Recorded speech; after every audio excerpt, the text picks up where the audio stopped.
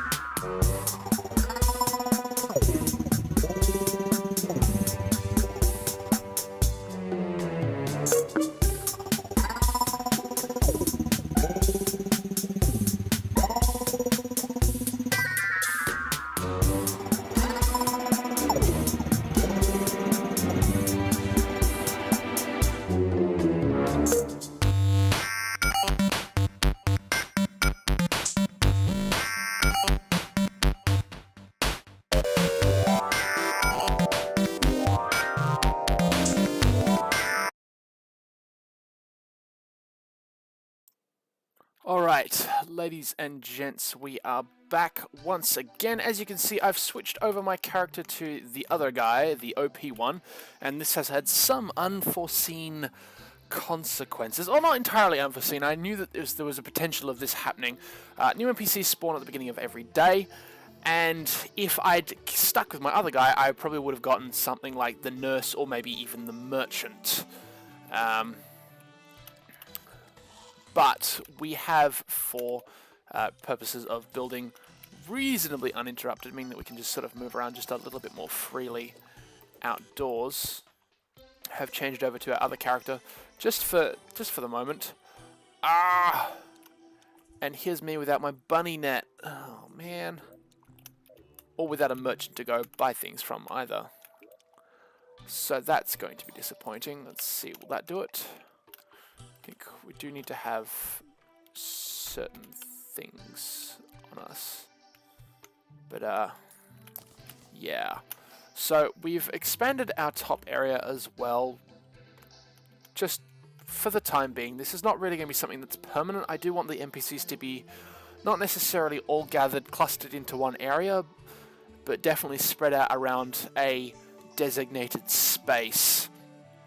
So whether that's underground, whether that's over to the left or to the right, and I'm thinking my base is probably going to be about this far. So from this that sunflower out to this sunflower. So this will be like the sort of up and down area where we will have most of our farms. I think will be on this particular point. In between these 2 points, this will be our farm. That'll be our elevator, which for those of you who are new to Terraria, a elevator is something where you just basically you dig down. You dig down all the way to the hell biome, and it's a little bit like an elevator because you can put various cool things in there. And I'll be doing an entire episode where it'll be probably just me digging with this guy and a particular tool all the way down, and then building a rather cute background for it, which will be rather fun to do. But yeah, that's all of our farms will be sort of gathered around this one area. And then further on, there's another set of sunflowers here, which I've moved from further left and further right. This is actually going to be the edge of where we're going to be putting all of our NPCs. So they'll actually be, what essentially is going to be one gigantic island where we will have a town of sorts, I guess you could say. I'll probably build like a tree for the dryad. There'll be a whole bundle of like really cool buildings that I'll probably put a fair amount of effort into, or at least dedicate several minutes to, at any rate. So this is sort of like, while I was just, the 12 minutes or so, whatever, the time lapse that you just saw just then, was doing a bit of a think about how I wanted this to go. I definitely want to have sort of like, keep this area as kind of like a central, this is where we started type deal, and then have everything build out and around it. There's not going to be very much kind of special here. There might be another floor where we have some more machines, but underneath the island we'll have halls dedicated to sets of armor. We'll have banners all over our bridges, trophies, that kind of thing. We'll have like halls full of weapons, that kind of stuff. It'll be fairly in-depth as this series progresses. Now I am going to do a bit of an apology. This third episode is running several weeks behind. It's because with something like this, I've never done something like this, never done something that's edited or planned in any way, shape or form, so I'm struggling to find ideas as to what I can do with it and how this will take shape. I do know that the episodes are going to be a certain length. I do know that I will be discussing what everything does and how everything functions within the game. Like, for instance, the guide there tells you what you can make with various materials as well as different other resources. The guy down there, Demetrius, he's a gunsmith. And from him, you buy gun bits. And the reason why this guy showed up is because we do have our godly laser machine gun on us. And so that's obviously influenced what NPC has shown up as well. Various other NPCs do show up once you meet other certain requirements. So we'll get to those requirements when those NPCs do show up. But the one that I'm hoping for currently is the merchant, because the merchant will allow us to do other things like buy health pots and buy the starting... What are these things? Mana pots. The starting versions of both of those for our other character, which we will only otherwise be able to find in the world. They're not craftable. I may have to get back to you on that one. But, yeah, so that's just where a bit of everything stands. So I'm hoping, yeah, either the merchant or one of the other really nifty NPCs shows up. But I'm going to go away, do a bit of another think, have another bit of an explore, and we'll come back to you in a second. It just occurred to me while I was doing a bit of a dig down that I may have said something about the NPCs completely different in the first episode. I'm going to have to go back and have another watch of it, but yeah, I think maybe I said I'd stick them in small cubicles underneath me and they wouldn't be able to move anywhere. Yeah, I've changed my mind, just in case you hadn't wondered. Anyway, we did a bit of a dig with our other character, just to round things off, because we are nearing towards the end of the episode. These are about 15 minutes long. It's been a while since I've edited one of these. We come away with a whole bundle of copper. There's more in these other chests down here. We found a couple of statues. We've actually made ourselves a glass kiln, which is used for crafting special items with glass and sand. We found ourselves a magic mirror in a chest down in the underground, which is good. That will allow us to teleport from anywhere back to where our spawn is set. So wherever we have a bed, wherever we have right-clicked on a bed and it says that our spawn is set, we'll be able to teleport back to them without the use of these recall potions. We no longer need those. We have gotten 2 more hearts. I'm not going to eat those yet because that actually increases the chance of the first boss showing up, and I'm still wearing wooden armor. We will be able to fix that very, very quickly in the next episode. We do have more gold. We've gotten ourselves a band of regeneration, which is really, really nice. Comes with extra movement speed, which is good. And that slowly regenerates life. This is actually a material as well. We'll be able to craft this into better equipment later down the line. We got ourselves a green counterweight, which will be handy for setting up a yo-yo class. Bookcases are always handy. These things are used for crafting various magic books. Antlion mandible, kill one of those. Bomb statues, these guys I'll be able to show you what we'll be able to build farms with those later down the line. We've got silt. Now if you remember, I do have an extractinator somewhere in one of these chests down below that where on earth has it gone? There it is. And I'll be able to show you what those two do in the next episode. For those of you who already have a fair inkling of what is going on, don't spoil it in the comments down below. I mean, whatever, you can go for it, but yeah. For those of you who would like to watch the video and learn, by all means, tune in for the next one. I hope, honestly, I really do hope that I am able to sort of really start getting these out a fair bit more. That's more hearts for us. But yeah, so hopefully we'll be able to do some better things. Oh look, more gold, always good to have. But yeah, we've got a whole bunch of stuff on there. We got ourselves a violent shackle, that's good. That will increase our defense as well as our melee speed. We're going to have to redo that when we get access to the Goblin Tinkerer. Got more iron ore. Like I said, we did a whole bundle of mining. We've got a fair few bits and pieces.